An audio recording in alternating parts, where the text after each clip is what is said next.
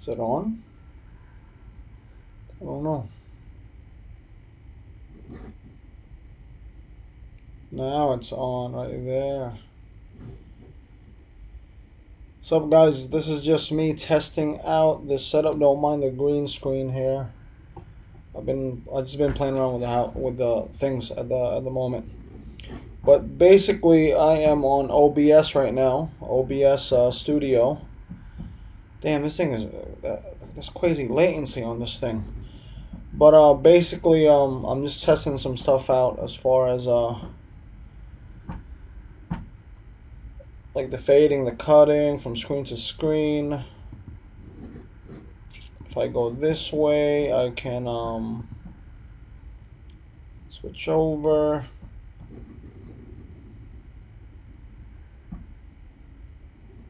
What else do I have right now? I can go this way. Make it look somewhat professional. I got home about... What time did I get home? What time is it right now? I got home at like 5... I'm gonna say 5 something. But basically, I downloaded OBS Studio, like I said, and I'm just playing around with the settings here, and let me see if I can cut into it. Boom, there it is. That's basically on OBS. There's a few pages that you can work off of. Feel free to leave me a message on the chat. Because I have to check everything out right now. But basically, OBS Studio is it's software that lets you, from what I understand and what I've been doing now, it basically lets you have like a professional streaming look when you do certain things. I guess on Twitch, YouTube, or I think what other services they do, but definitely Twitch and YouTube. So I can switch out. So this screen, if you guys see what I'm seeing, is basically like 2 screens that shows me what's coming up and what I have on at the moment live. So up and comers. So if I fade, okay. So I don't know who's watching right now.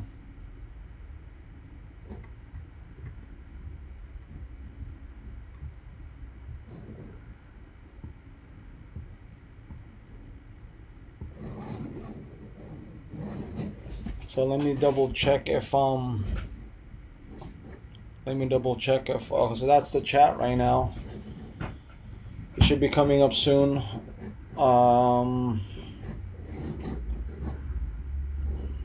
Let me double check if everything's working here.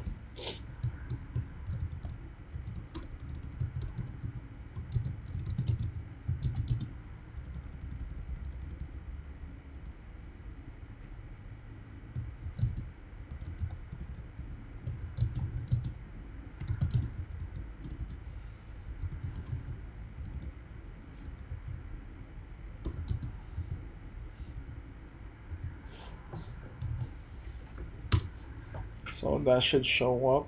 Let's see what happens. Yeah. Hey, Mark. What's up, Mark?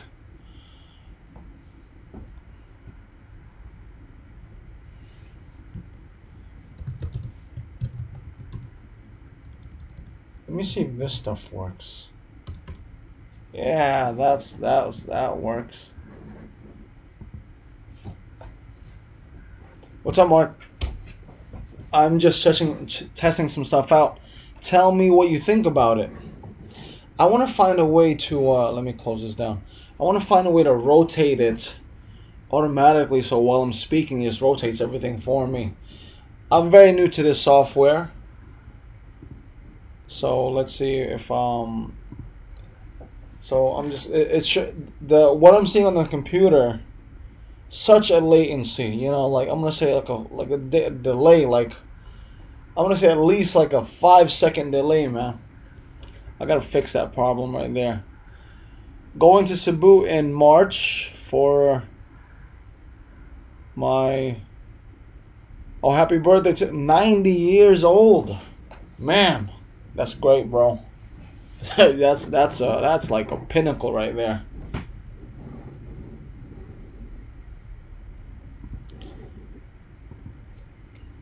So basically, like I set up 5 screens. I don't know if you're watching them right now. I set up 5 screens. It's basically the main shot, what you that was there before, and then this is like the ticker one, which is basically the logo. As you can see, it running around. It like a ticker roll. I don't know what to call it, but that's probably where I'm gonna put like other information, like Facebook info, like all the usernames and all that stuff, and just basically it's just something. My third one is what we're on right now is the chat feature right here. Can you get decent bibingka in New York? There are a few spots here, but I think there's in Queens there is what is that place? Cristals, I think Cristals is pretty decent. I do like that bibingka with the butter. They put like a square cut of butter on top of it. Oh man, I haven't ate that in a minute, man. I haven't ate that in a minute. So the fourth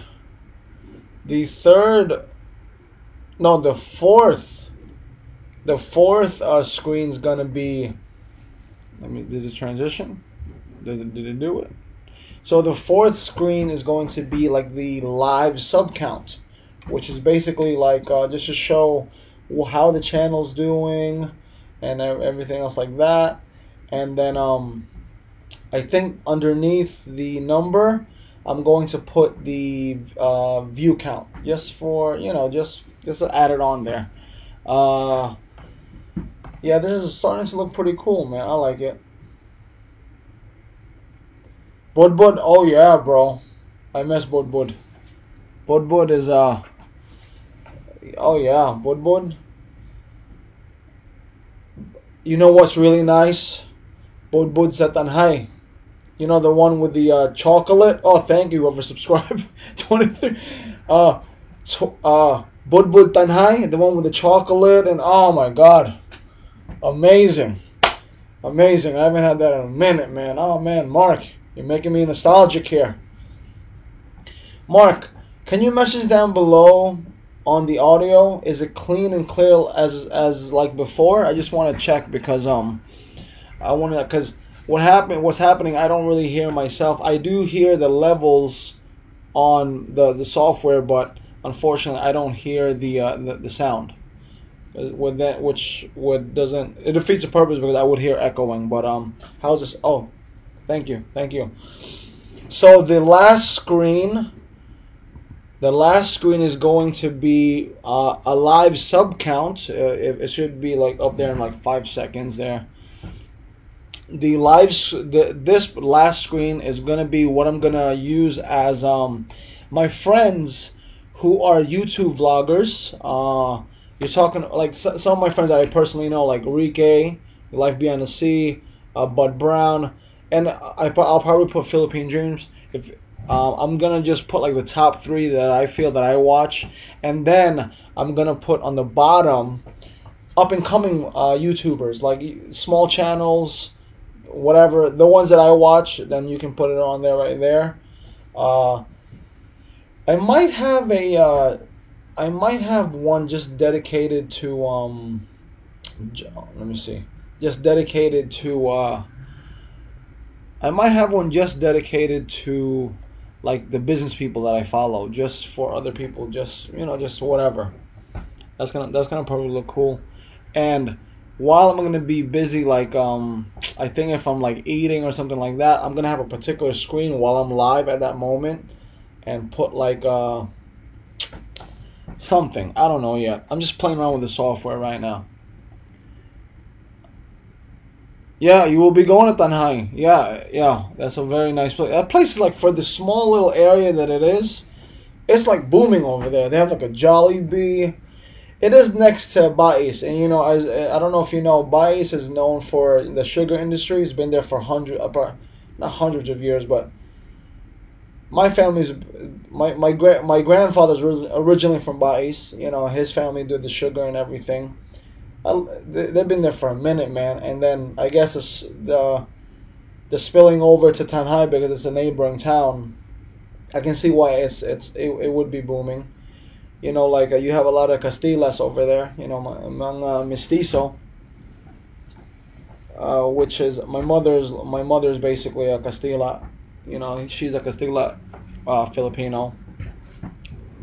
But I gotta find a way to rotate these like automatically, so I don't have to like really worry about it. You know what I'm saying? Who else is on this chat? Who else is watching? I don't know. But I'm pretty fresh to live streaming, so this is. I just want to. I can do it regular like last time, but I just want to. I just want to provide people that are streaming into the channel some form of professionalism. I want to give them the best type of product as best I can. To my best of my capabilities. Duma has to grow because. Yeah, you're definitely right, Dumagetti. I think everything's just gonna go up. From what I see and what I know, Bakong's really moving up there now. Bio 1's really nice. It's growing. Bio 1. It's really I have a lot of family in Bio 1. All the Vergaras out there. You know what it is. You know what happens when I talk to other Filipinos who are from like Manila and other parts of the Philippines. The ones who they for some reason I get this feeling where they don't like the Philippines. They don't want to go back to the Philippines. Whatever. But you have to realize, like, certain Filipinos have different lifestyles, have different realities. We all are different. You know what I'm saying? Like, I have many Filipino classmates, alumni friends. They don't even want to come here to America. They got things are popping over there for them. But then again, some of my friends and associates are, coming from leading families. They come from, these families are pretty much control towns, towns or cities. So, I can understand why they wouldn't want to leave America. I mean, the Philippines. On top of that, they're not entitled, but they've been given so many benefits that there's no reason for them to leave the Philippines.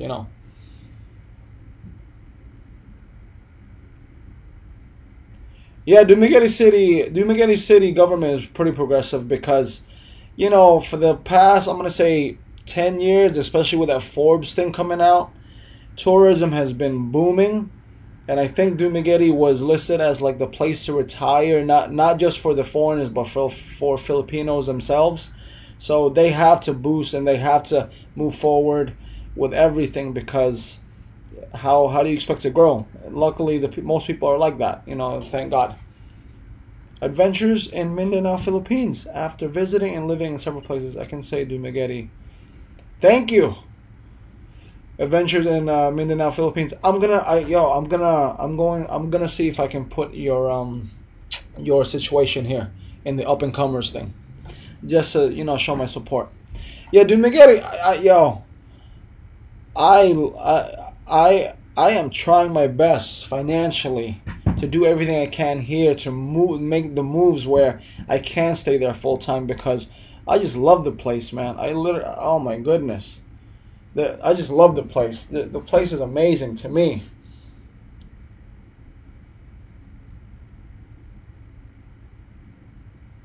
Wow, Mayor of Bourbon. Where's Bourbon? In Cebu? I don't know where that is, honestly. But I mean, like, Dumaguete just has a special place in me. I was born there, so that's pretty nostalgic for me. But I mean, just living there, I lived there for almost 3 years, but I did go to school there. So I think in total, I've lived in the Philippines outside of me, like coming back to, coming to America at a very young age. I lived there. I'm gonna say. I'm gonna say at least 6 years in total. Hey, Cobra Boxer, what's holding you back from staying here, there, in Dumaguete? Perfect question, Cobra Boxer. That's an ill name, bro. That's a Oh, that makes me think about Cobra Kai. You know Cobra Kai and Karate Kid? That's kind of aging myself. Not the new series. I mean the old one. Well, I've been married for almost. I've been together with my wife for almost 13 years, and within that time span, we were buying a good amount of properties. So now, not saying these properties are multi-million-dollar properties, whatever, and all that mess, but I bought these properties, decent-sized properties. Now, it was only, I heard rumors of the airport. I'm going to say 2016. I have connections in the mayor's office and all the illegals, all the politics stuff. But they said, Gelsar, do something with your property because the airport's coming. So I said, okay. So now I'm thinking in my brain, I don't know where this airport is going because it's literally in the town that I live in. The barangay that I live in is going to get cut. So I'm afraid that the property was going to get taken over. So I'm like, oh boy, what am I going to do here? So after more investigating, just waiting, being patient, I found out that the airport is literally going to be at least 100 yards away from one of my properties. Actually, my main property, and I bought a property right next to it. It's about, if I can remember, it's a little bit over 6,000 square meters. Now, I intend to put commercial space there, right? I intend to put this was my intentions. I'm sorry, like a strip mall or something similar where I can get some retail income, rental income. So now the rumors are that I just don't know where I am in location to the airport. I don't want to build out something less like something that should be on the highway, but I'm in the back of the airport. Doesn't make any sense. Now, it could be a storage facility. I don't know. So I told my wife, I want to come home. I want to go to America and make a grip of money, so I can have some money stashed away just to hit on this new project when it comes. Because the businesses right now in the Philippines, for me, they're making enough for me to live off of, because my house is paid off for. I don't pay rent. My utilities are super cheap. The stores pretty much pay for my food and all my other expenses. So in my pocket, clean, I can probably be in my pocket at like $800 US. That's not going to be enough for me to do this project, because even if I were to get a loan to do this project, you got to fork over at least half of the estimated cost of the project. And honestly, I don't have that. So that's pretty much why I'm stacking here. Just to get ahead of when the time happens, I can have some grip of money to move on. I hope that answers your question. I'm sorry, I'm a little bit long-winded. Are you and your family getting any drama from land reform? Lots of land issues in Cebu?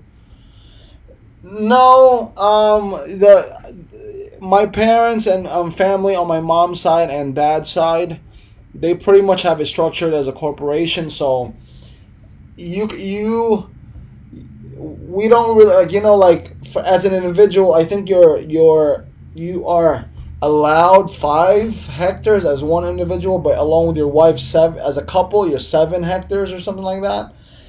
And the loophole to that is willing your kids some land too, but we have a corporation, so is the way the family set up is that it's almost like unlimited because it's for business. So we have it rolling in that way. So the land reform, we don't really get bothered. Like what ends up happening is you would like, especially my dad, if he has property that is gonna go over that 5 hectares, he's just okay, Gilsar, you take 1 hectare, or I'll put this in your name, or whatever have you. And I don't mark me on this, but no pun intended. Don't mark me, but I think there's a rule where I don't know if this is true, but the 5 hectare rule is only in, I guess, per town, and then everything else is open. Like from my understanding, you can own 5 hectares in Dumaguete, and you can own 5 hectares in Bacong, no issue, or something like that. It could be per town, or it could be per island. I don't know the situation, because I have uncles who own like 3 hectares in Bohol, 70 hectares somewhere else, and they're fine,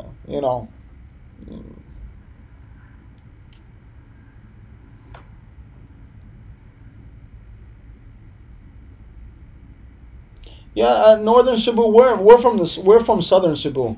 I don't really. When it comes to all those the law stuff, usually the lawyers take care of those things for us. And in the Philippines, with particular families, sometimes you have a little bit of clout for certain things, and I'm not at that level in my life where I really handle my father's affairs.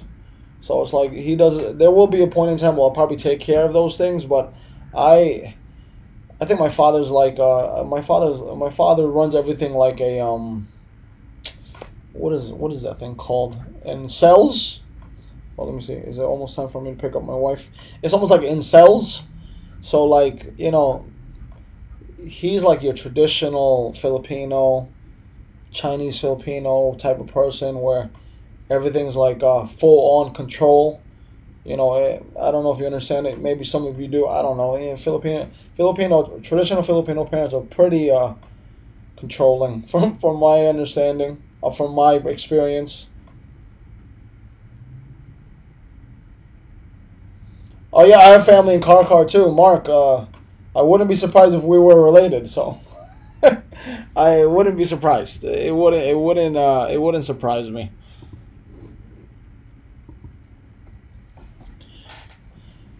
I really gotta find a way to rotate this stuff, like just rotate it. Yeah, I'm gonna put that this count there just to that this. I mean, I'm pretty a creative person, so I enjoy doing these things, man. Land here in the Philippines relatively expensive. Yeah, ventures in Mindanao. Yes, yeah, you're definitely correct, because like even I was looking to invest in some, even like not even land, like the condominiums. I was looking at the prices. I'm like, Jesus, like almost the prices like some certain states here. And don't let me get started with Dumaguete, man. It's priced pretty high now, like super competitive. Like for instance, right, like my when I bought this property 10 years ago, the one right in front of the airport, I bought it for, I'm gonna say, like 130 per square meter. I got it assessed because they were running around for the airport stuff because they have to buy out other properties. In 10 years, it went up to 12, like a little bit close to 1,200 per square meter. That's a huge increase in 10 years. And the more concrete, the more concrete is put down on that airport, the more infrastructure is built in Bacong, that price is gonna keep going higher and higher, which is it's amazing. It's just amazing. Like like I said, don't let me get started with Dumaguete because I before that I was looking for some property and I can't. I'm priced out. I can't buy anything over there. I just can't. Even my father said, I wouldn't even buy the property there for the prices they're going at now. Because his mindset is he bought it at such a small price. You know what I'm saying? So Cobra, my dad.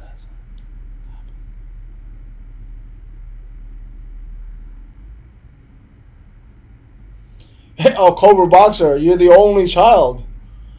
Well, I'll tell you right now, don't sell it. Please don't sell it. You're 20 years old. When I was 20 years old, I was reckless, man. At least you're thinking about doing something. Because if I was you, capis, depending on where it is, if it's commercial or agricultural, this is what you don't see in the editing when I'm doing these videos. This is raw right here. If it's agricultural, try to see if you can squeeze something out of it. You know what I'm saying? If it's a nice piece of property, it's agricultural, you know what I would do? I would put crazy coconuts on there. That's longevity money, man. That's long money. If it's like somewhat developing, save up, man. 20 years, man. Because you have to realize most Filipinos that I talk to, especially the ones like Balikbayans, like going back and forth or was born in the Philippines, they don't really intend to stay in America. They intend to go back to the Philippines. It's been many times in my lifetime where I speak to other Filipinos where they're like, oh, I wish my family didn't sell that thing because we just have this small little house or whatever in this little property. But then again, for them to come into this country, they had to leverage something. Sometimes it's how things work out.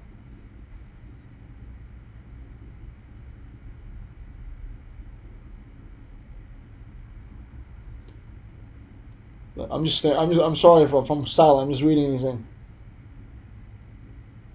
That's true. That's true. That's true about America. That's true about America. Yeah, you're definitely right about that. I heard of that. Yeah, I heard of that. But like in New York, super expensive to live in, man. It's just super expensive, man. Super expensive. From Harold's Mansion, there are lives.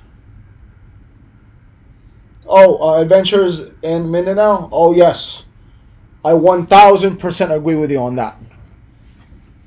Like, I don't want to speak too much about our investments, but one of my parents' buildings is it's around 50K per because it's on EJ Blanco Drive. Let's just say my father got offered a big amount of money for the property in the building, but he didn't take it because he asked his kids first, Which my assets should be rising because I have like 5 million pesos in that building, so But let me see, where's my fan? Oh, Adventures.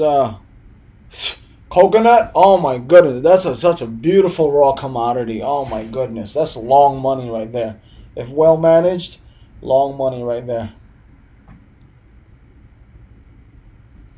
It's like, you're right, man. It's like free money because once it's planted, it's good for like at least 70 years plus, and it's such a hardy plant. Can I call it a plant? A tree. It's such a hardy tree that, man, I mean, there's someone in my town whose family thrives off of their coconut businesses. I mean, not businesses, farms. Because they own so much hectares of property that it's like, it's crazy that it's just money coming in every month. Not every month, I'm sorry, every quarter.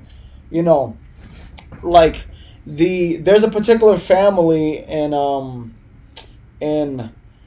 Dumaguete where, from last time I heard, the corporation owns about close to 3,000 hectares of coconuts, mixed with other like sugar. But can you imagine having even 20 hectares of coconuts? Oh my, wow. That's good money right there, I'll tell you right now. Oh yeah, Copra is like the stock market. It doesn't go up and down. If you know how to hold and release, you're pretty good, man. You're pretty good. That's like a really good situation there.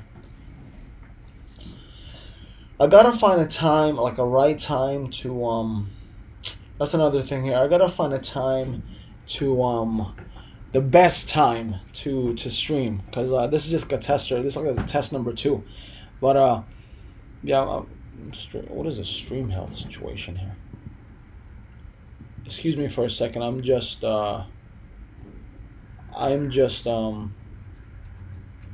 checking some stuff out here.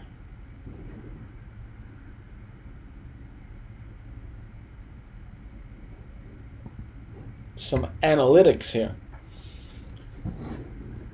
But yeah, man, I'm looking forward to working on this little thing here, because I'm really looking forward to this thing.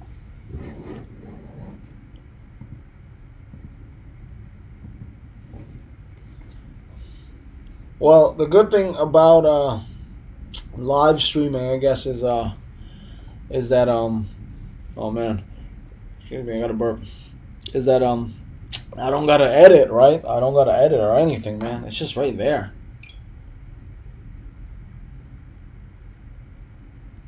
Hold on, guys. I'm sorry. But yeah, I'm kind of digging this thing right here, man. It's pretty nice. So, anyone out there, how do you like the layout, the design or whatever? Like, do you does it really matter? Does it not matter? Or whatever, just do you appreciate the work that I put into it? Don't say yes because you want to say yes, but I mean, like, do you like the presentation? That's the word I'm looking for. Like the professionalism, One relative pawned her coconuts. Yeah, actually, adventures. Yeah, that's basically what I do on the side. I prenda and pawn like land, the goods of the land, which is usually coconuts. I don't really go into rice. I've never gone into sugar, but definitely I do go into coconuts. Thank you, Cobra. But I do go into coconuts because it's just, like you said, it's like free money, man. It's like, and the upkeep, like, the only way the coconuts are going to go bad is if there's a super, I'm talking about God coming, like calamity where all the coconuts get knocked down. I don't see it happening, man. It's good money.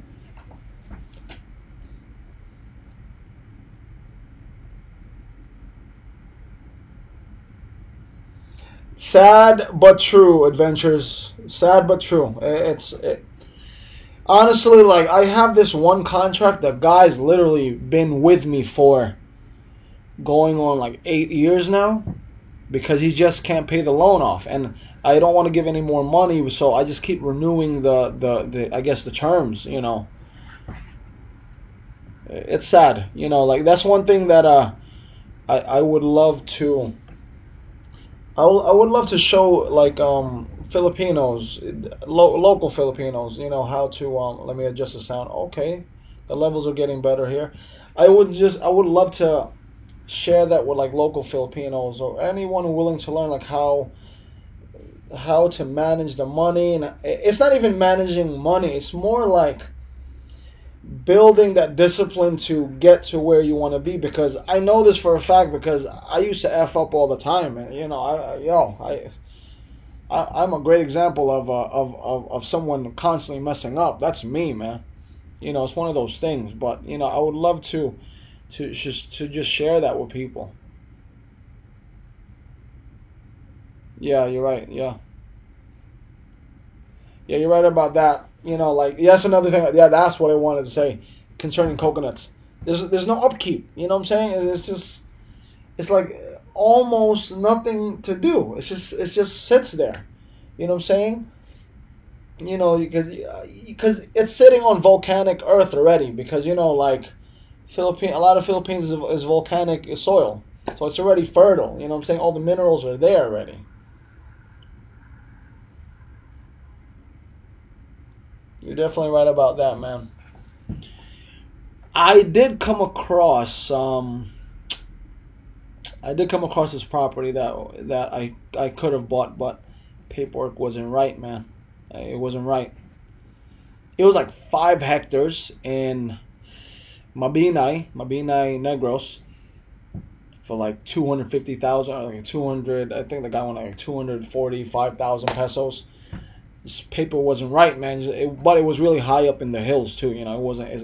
You know, it's like I think it was. You needed a journey to go up there.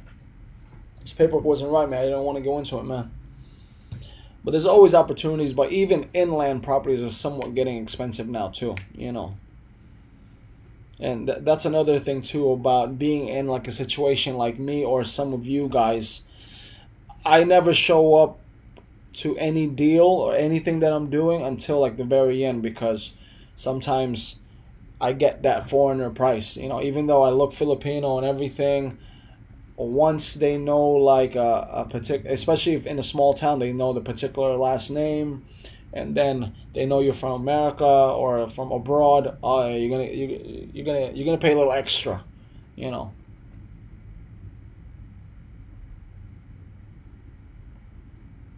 I thought about that, Cobra. I thought honestly, yeah. I thought about that, like, you know, outsource the thing. But I mean, you know, honestly speaking, like I right now the subscriber count is like a little bit over 2,000, which is not a lot. It's a small channel. I never even expected anyone to really get on there except my family, like cousins and stuff like that. You know, my brother. So and I honestly enjoy editing. Like, you know, like this hand right here, right? This hand you see here. I broke this hand 5 times from, like, you know, from fighting, you know, in the ring, training. And before that, this was my point. Before that, I used to draw a lot, like, you know, like anime. I used to have like booklets of just drawing. I realized like after, because my life changed around that time, I started getting more into martial arts. Because, you know, I went from student to teacher. I mean, to student to assistant teacher, then, you know, teacher. So I couldn't devote that much time into my drawing, and I think coinciding with my hand hurting my hands, I just couldn't feel it. Didn't feel the same anymore. So my point is, like, being creative is always in me, right? Like, even with this, what you're seeing now, like, I'm into this stuff. This is like, I'm really into this stuff. Like, just to, you know, just push my brain. I joke around about it, but I think I kind of do have not like, I mean, ADHD. I don't know. I can't keep my attention that good all the time. So, you know, it's one of those things where this is like my fun time. Like the video I made today was about like 80-20, like splitting your work and playtime. I'm a workaholic, so this for me is playtime. You're not gonna see me socialize too much because, you know, it's just not me. I did see the pack fight, I did see the pack fight and Broner fight. Broner's one cocky dude, man. I gotta tell you that much. I think Pacquiao still has a lot of fight in him. What do you think, Cobra? Oh, I didn't put that together, man. Do you train, bro? You train? Not MMA. Adventures, not MMA. I was in Taekwondo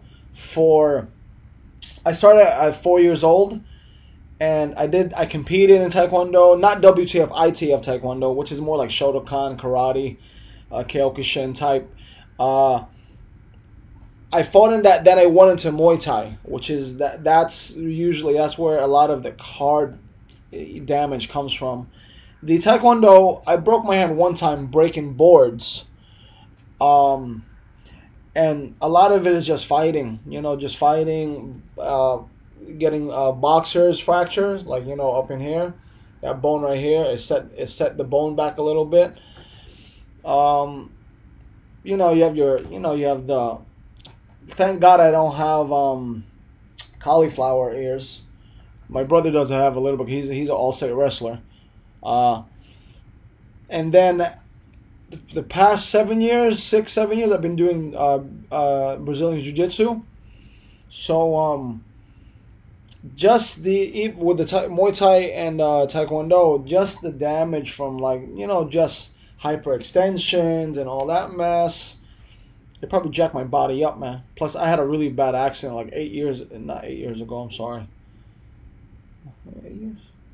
Oh, close to 10 years ago. I fell off a balcony, like a 30-foot balcony. I was working for Stanley Steamer, the carpet company, and that hurt my back. I got like herniated discs, bulging discs. I couldn't walk for a couple of months, but hey, when there's a will, there's a way,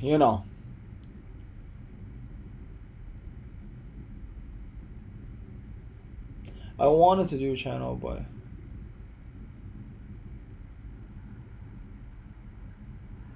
adventures. I mean, everybody has their viewpoint. Look at me. Like, this is a super small channel, man. It's like 2,300 people. It's not.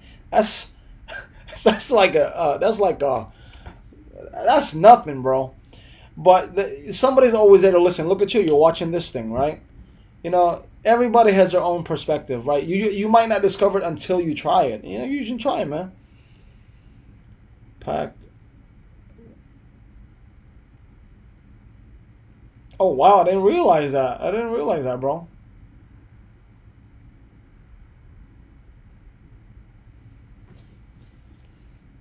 I mean, when you're a fighter, bro, if you do train, you know what it is, man. You're in there. You don't want to be a quitter.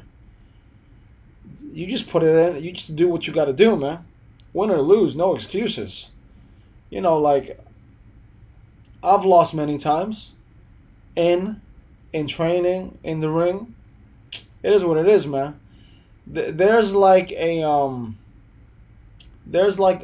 saying. There was like Theodore Roosevelt had something to say. I gotta put it up somewhere, where it was like basically the paraphrase it is like, anyone who criticizes someone who's doing something and has never done it, who's never faced it, been around it, involved in it, doesn't have the right to even criticize. With that, how do you feel, guys? How do you feel about that? Like I hear these some guys, right? Some gentlemen will be like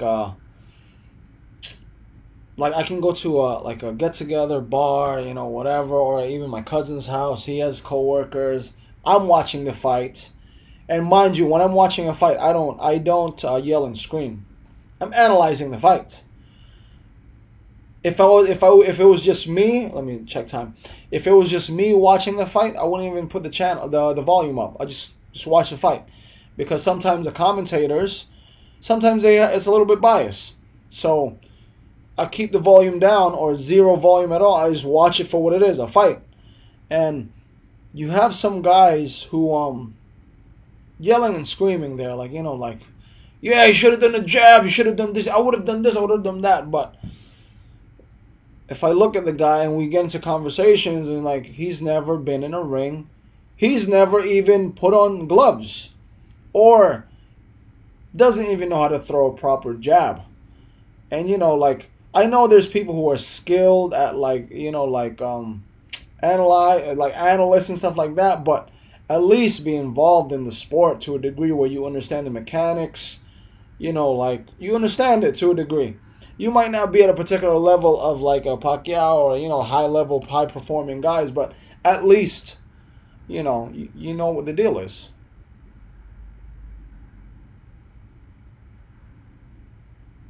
Yeah, you're right about that, man. They're tribal about their stuff, man. They stick to their guy. See, I'm proud of Pacquiao because he reminds me of my dad. My dad used to fight. Not fight in the ring. I'm talking about for money. He used to fight in the corners. And I'll give you a small a snapshot of my dad's life. Yeah, we don't really get along because we have certain principles, but At 3 years, he was the oldest out of all his 9 siblings. At 3 years old, he was already out on the fields cutting up the corn, this and that. At 6, my grandma told me that before she passed, she used to tell me all the time, like, your father was already controlling the cows at like 6 years old. Now, they had all this property, but money was tight. Food was there all the time, so they weren't food poor. They were just material poor or whatever. So, growing up, my father had to do what he had to do to make little money on the side because, when you're in survival mode, you have to do what you have to do sometimes. My dad has done many things to make sure that we've had a decent life, and then it's one of those things. My dad used to tell me stories of what he used to do to get things done, and I've heard rumors and stories that Pacquiao used to sell like cigarettes, like cargador, like a labor guy, and that's very common in the Philippines, man. From what he has come from, it's amazing, and none of us really know him personally, but from what you see on TV, he stayed the same. Super humble dude, man. Yeah, they get a mob mentality. A super humble dude, man.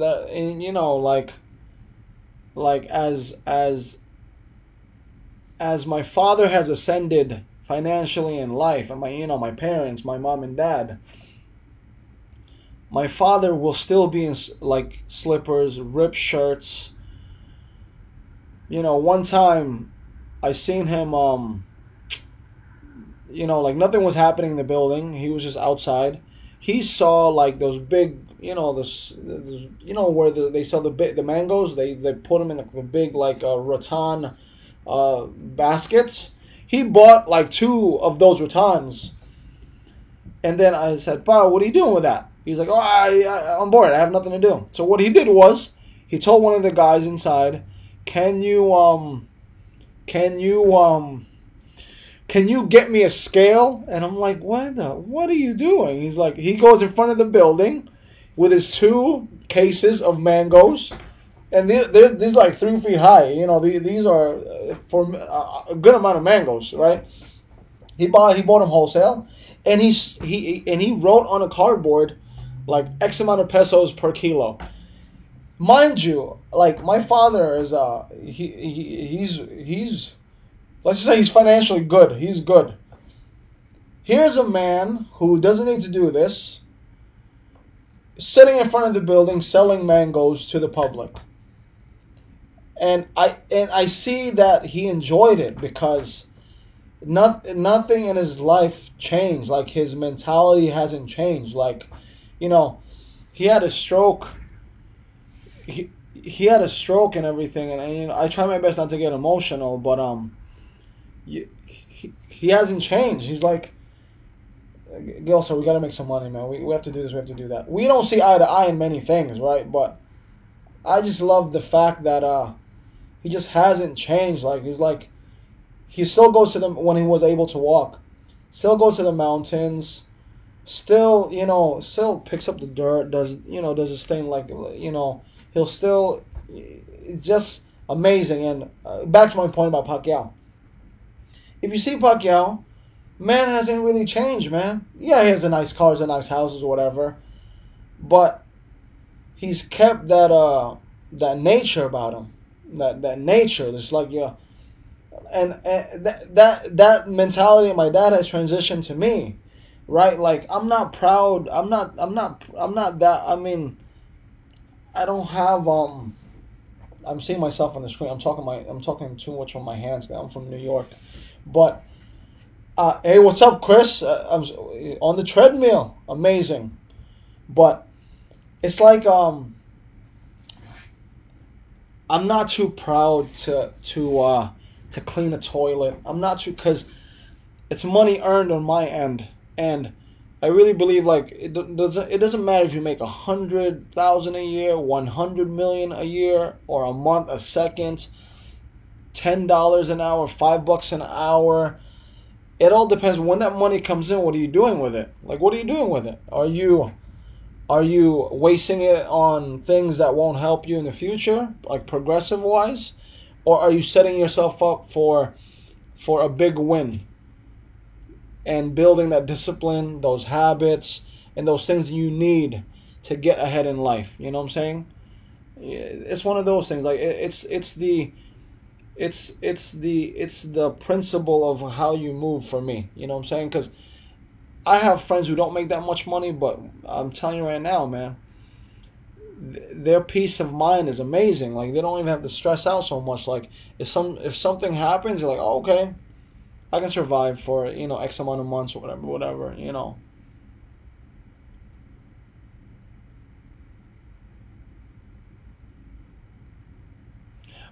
Cobra, I think a Pac and Lomachenko fight, amazing. Oh my God, I would love to see that. Oh my God. Mangoes are yummy. But mangoes, tood. We have a mango farm that produces mango toods. Oh my God. Jesus Christ. Amazing. The softness. Oh my, when you put it in your mouth, you feel like it's melting in your mouth. The sweetness, amazing.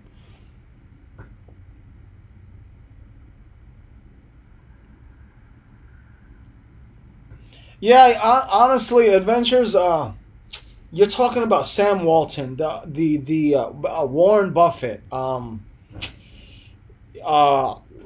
to name a few, the guy that he passed away, but the founder of IKEA. Those are the guys I like to emulate, man. Like, I mean, like, we don't know what's going behind their life, right? But from what they show to the public, just that lifestyle that's me, man. That's how I want to be. Those are the guys I emulate, man. Like, guys, like, I mean, there's nothing wrong with having nice stuff and showing it off. Hey, that's your life. It's your money. Hey, you do what you want to do. Me personally, I like being down to earth. I like being I just like being that type of guy, man. Like, it's just me. I mean, I don't like showing off, man. I mean, it's just, at one point in my life I did, because you have to realize, in the Filipino mindset sometimes, especially I realize that if you grow up from like an impoverished background, you kind of learn to show off. Even like when I lived in Hempstead, like the ghetto area, everybody, because it's one of those things. It's like, you live in a bad situation. You live in a bad situation. You live in a ghetto, dude. So to elevate yourself and to make sure that you, at that point in time in your life, that you look good, you got to have nice clothes, because nice clothes, nice cars, nice material things are more attainable than a strong future. Because think about it, strong future takes a lot of time, a lot of effort, a lot of concentration, dedication, discipline. It's not easy, man. I learned the hard way. I had to literally, like, I used to floss, bro. I'm talking about necklaces, the watches. I lived in the hood, man. So I had to show out. But sometimes I couldn't even. It was embarrassing. I couldn't even put money in the car. I feel I can say these things because I lived in both worlds, man. I lived in both worlds. John E, welcome to the stream. I do love the simple life in the Philippines. I didn't realize that Warren Buffett, the IKEA guy, that way of living, until I didn't get educated in that until I was like in my early 20s, because I used to see these my father used to be a caretaker for a very wealthy Jewish guy, and this guy had so many toys, man, like motorcycles, Ducatis. I'm into motorcycles, Ducatis, Benz cars. He had like 15 cars, man. And the crazy thing was, the house was a simple house, nothing crazy, no mansion. He could have afforded it.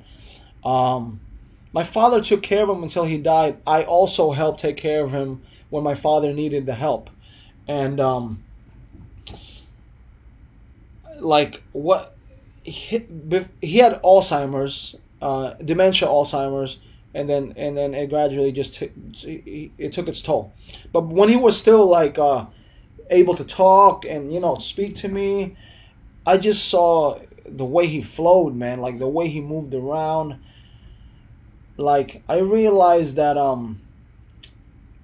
even down to like his garments, the clothing was super simple, like super simple. Like you would be like, oh, that's a regular white shirt you get at Walmart. But I didn't realize his white T-shirts were just $100 Gucci shirts, and he was so open with me. We would have lunch. Because I would have to stay with him all day, and I would ask him. I would inquire questions. He was kind of like my indirect mentor. He had like a chain of like insurance companies, so I would talk to him, and he was like, Gilsar, being subtle is more impacting than being out there. Or I think that's how he said it to me. Black open. You got it, Cobra. Black Pinoy. You know what it is. You know what it is. Sometimes when I'm speaking, the hood comes out of me. You know what it is, man.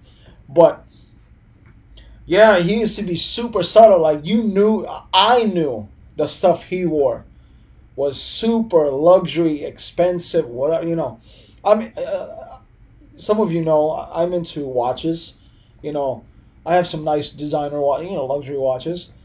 He used to wear this Raymond Whale leather band, simple timepiece.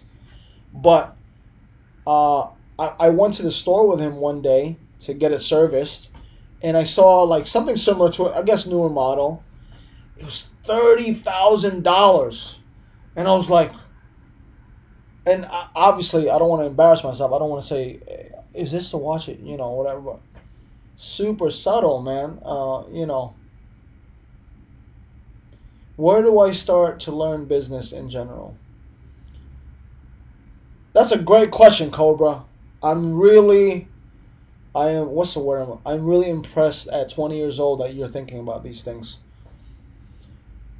You know what it is? I've always been into business. I've always known I wanted to be an entrepreneur, even all the mishaps in my life, my fails or whatever.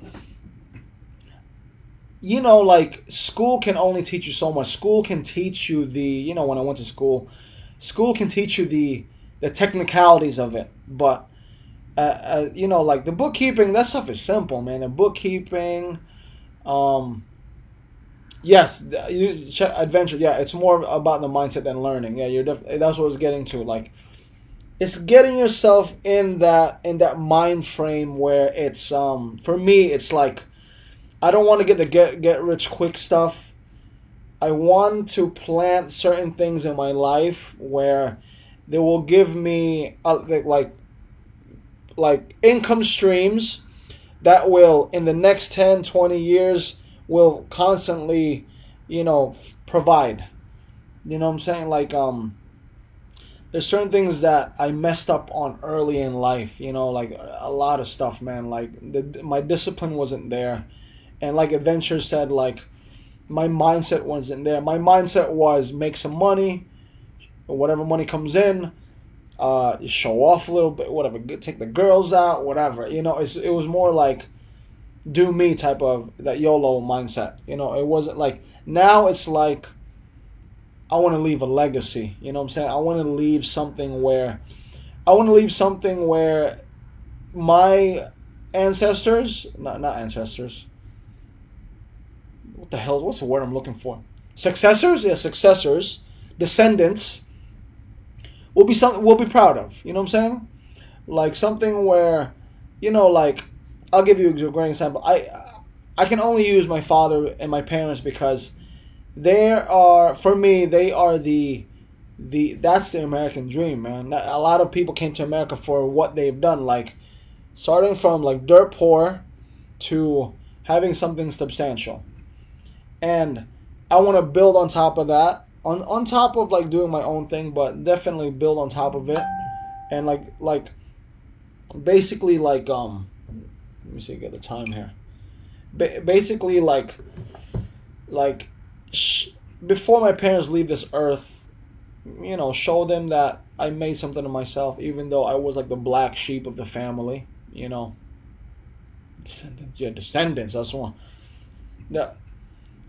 I probably still am considered the black sheep of the family, but like I just want to leave something, for some. I want to be remembered in that way. Like, man, this guy hustled, man. This guy did his thing, man. And it's not even.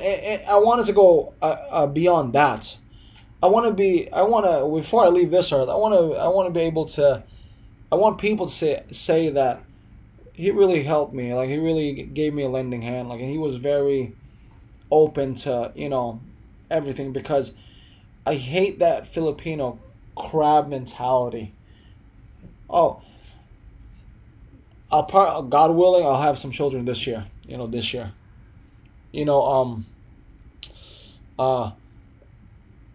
That's another reason why that's like one of the biggest reasons why I'm in America, for reproductive stuff for my wife and I. Not to get too personal with it, but that's another big motivator of me being in America right now. So, yeah, basically, that's one of those things, man. I don't know. It's just wanting to share something, and that's what I'm gonna go back on track. I hate that Filipino crab mentality, where it's like, I'm gonna do good and you're gonna stay down there attitude. I can't do it, man. I would love for someone that I personally know, that I'm personally dealing with, socializing with, whatever, doing way better than me, because at least I can say, and I can be proud of with myself, like, oh, I had a portion of that, man. I know this guy. I know him personally, man. We had discussions. He discussed about particular venture or project he wanted to do, and I helped him push through it, and he did well. Even if I don't get recognized for it, doesn't matter to me. The fact of the matter is, I was a part of that situation, and for me, that's amazing. And with a Filipino crab mentality, it just sucks, dude. And I see, like, the more impoverished the area, the person, the more you see that, like, the more you see that that crab mentality. I saw it amongst all the the people I live near. Like, not for nothing, I have one of the biggest houses in my area. If not, I probably have the second biggest house in my area. I don't really have neighbors. My neighbors are a good distance away from me, but they're in they're lucky to have 4 cement walls. The majority is like bamboo, and there's nothing wrong with that. But being in that situation, you see it, man. You see the drama play out, man. Like, you see, like, people just, like, cutthroat, man. They're from CLA, wow. But it's cutthroat, bro. It's like, you see it, man. You just like, are you serious? Are you just fighting about that little situation, man? But then again, you have to understand, they are in survival mode. You know what I'm saying? It's like, it's super hard for me to try to inspire someone or try to motivate someone when their only motivation is, I gotta eat today, man. I just want to eat. Super hard, man. Because they got first, you gotta break that. You gotta break that mindset first. Like, there's more to life. That you have to slowly inject that mindset as there's more to life, man. Girl, boy, or whatever. You know what I'm saying? It's just more to life, and I find it hard that sometimes it's like it's literally talking to a brick wall because we just don't relate because. I'm talking about ideas that they can do to better their lives financially, whatever. They're just talking about like, I just want to eat. I just want to, what am I going to do? Whatever. Like, it's sad, but from time to time, I come across young people, boys and girls, who are driven, like you can see it in their eyes. They want more in life. And those are the ones I try to invest my time in. If you're watching this, shout out to Jeffrey. That's one of those kids, man. Super, like, driven, man. Ralph. Is super driven. The super driven guys, man. Like, I am so, I'm in awe. Like Cobra here. He's interested in business and all that stuff. He's 20 years old, man. You gotta try to applaud. You have to applaud that, support it, blossom that situation, because having that mindset already, or that willingness to succeed at such a young age, you gotta nurture that and let it go, man. Because let it boom, because you are gonna make mistakes. Try to get those mistakes ahead in front of you, execute them, get them over with, and move on. You know what I'm saying? Like, yeah, man. That's freaking funny, man. Black Opino. Black. Oh, boy, that cracks me up, man. Oh, boy. Yeah, that honestly, bro, that was pretty much me. Like, baggy jeans. The whole nine, bro. Baggy jeans. The jewelry had to be all, the jewelry, At one point in history, I was rocking fake silver jewelry, telling people it was platinum, bro, just to say that I got the money, man. That was embarrassing. Oh, my God. I remember those times, man. Those times were pretty fun. But, at least, you know what it is? I wasn't the best student in school and everything, but at least I got some street smarts out of it. You know what I'm saying? I got that gutter, that mentality with it, along with my whatever little business sense I have. That's I appreciate that situation there. Let me switch over.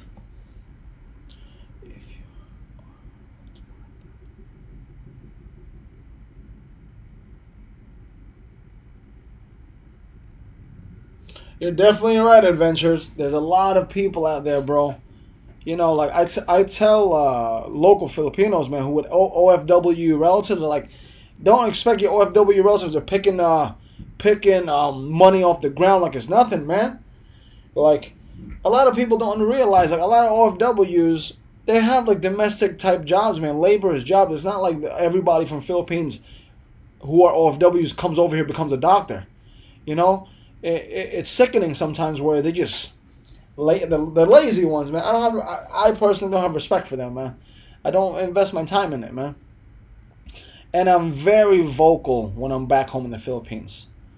And just like you said, like you get what you get, you get what you put into life, and then because a lot of their excuses is that, like, the lazy ones, like, you're different because, like, pertaining to me, you're different because you're from America and you're rich and whatever, your family has money. Like, listen, we didn't start out that way.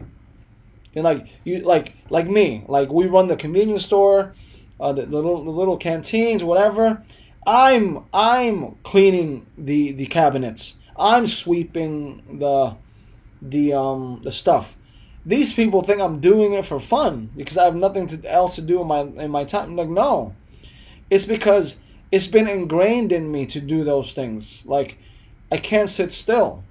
Like, every night at my apartment now, I'll be leaving like in 10 minutes, guys. Every night in my apartment, I sweep up. I clean the table. I make sure whatever, because that's how it was ingrained in me to do that. It wasn't like I'm not doing it for fun.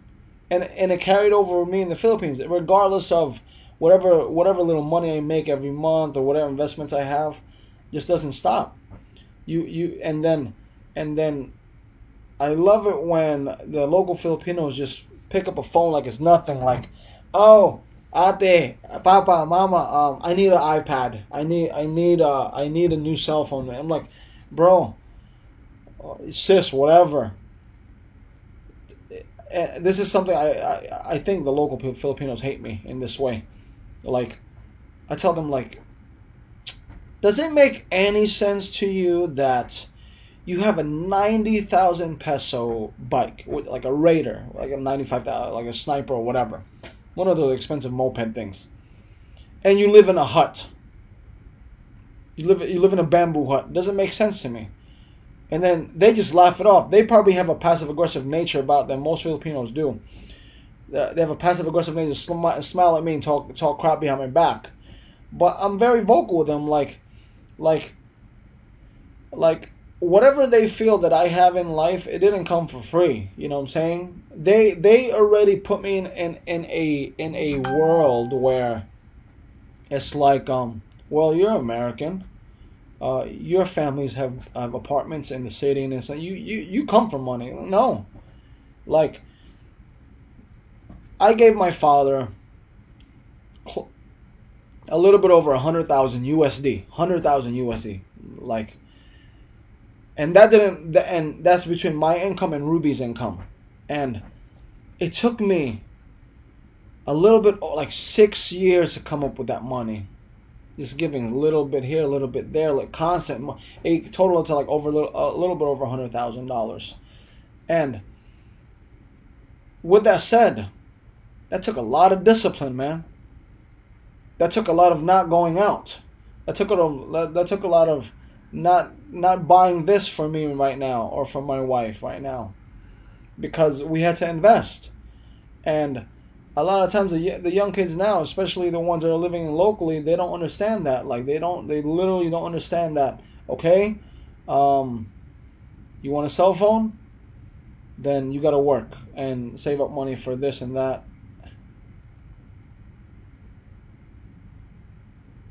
Can it be your second father? If you, yeah. It just doesn't correlate with them sometimes, bro. And like, they'll see me with a new big bike, right? I rolled up in there with I love big bikes, you know. In my house, at one point in time in my house, I probably had like 3 or 4 big bikes up there. They see me rolling around like, oh my God, sir, you got a new whatever, and like, oh my God, you know, and they'll be like, oh, it's because, you know, they assume that I have money coming out my butt. Like, no, I had to save up this money and then indulge a little bit, but me indulging, Ruby and I, probably less than 10% of what we're investing, you know. I right now at the moment, because I'll be moving back to the Philippines. I don't know when, but soon, probably. I'm renting right now from CLA, from SCLA or from CLA. Yeah, I mean, I had my 250, I had my 400, 1000 cc, 600 cc's.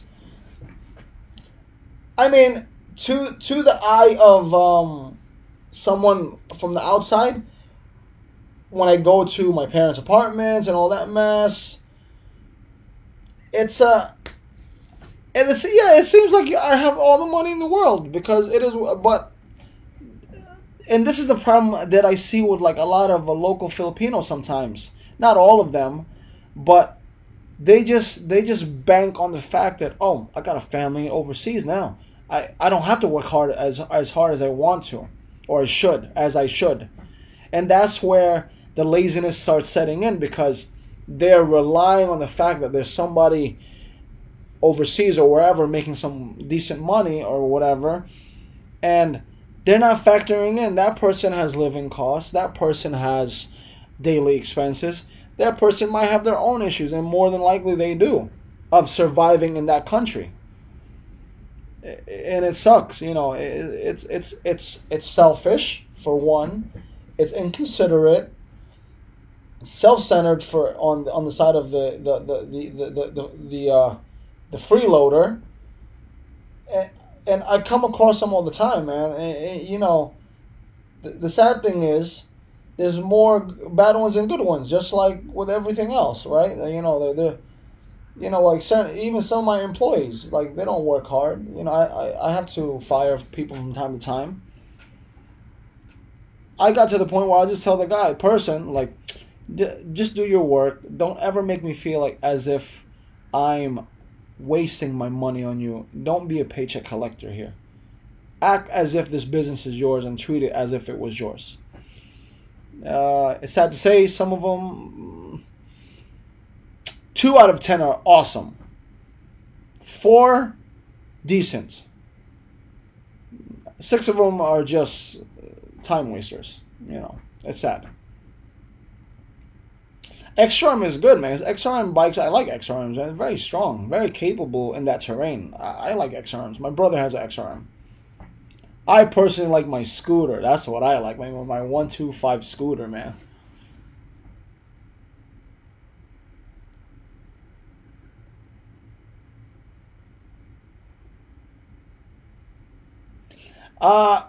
You know what? Since I gave my kidney to my sister, I can't spar anymore. So as far as techniques, me on the bag and everything else, I'm fine. I'm fine, Mark. Like,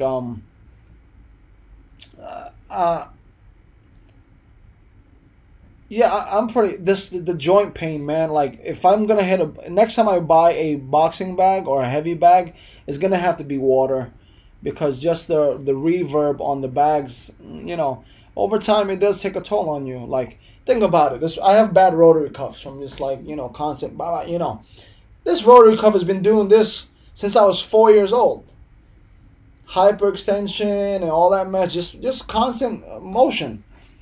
Think about the stress you're putting yourself under. You know what I'm saying? Especially when you're engaged in a fight and something like that, you're putting everything in there. So, I just go on the bag. My thing is I push myself. I'm getting older, so I can't compete with the young boys. But I try my best. Oh, from SCLA, Mexicano en Salvatrucha. Wow, in LA, bro. That's nice, bro.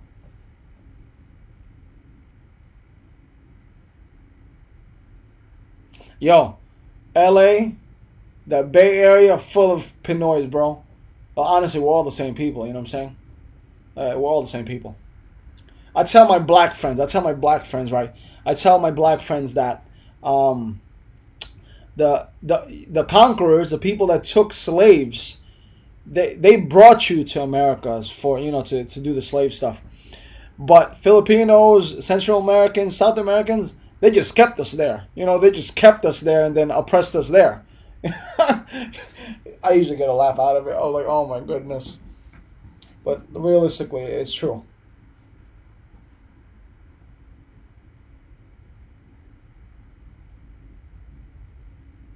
Yeah, on like adventures on the main. Watch Cheech and Chong. On the main road, my scooter is fine, man. But if in the Bukid, yeah, having a dirt bike, a 250 dirt bike, probably expensive on gas, and probably not as practical. XRM right in the middle, right there, man. You're pretty much, you got that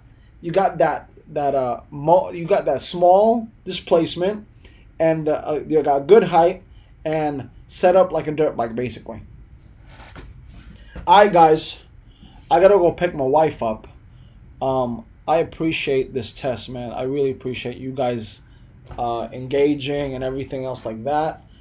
I hope this green screen doesn't bother you, because I've been, I'm just having a little fun. But I'll see you guys soon. I'll be doing some live streaming more. Yeah, man. Happy wife, happy life. I 1000% agree with that. Um, wait. So, thank you again for stopping by. I really appreciate it. I appreciate once we set up a time that we can consistently engage. I appreciate sharing the channel, have more people watch and everything like that. Help me grow the channel.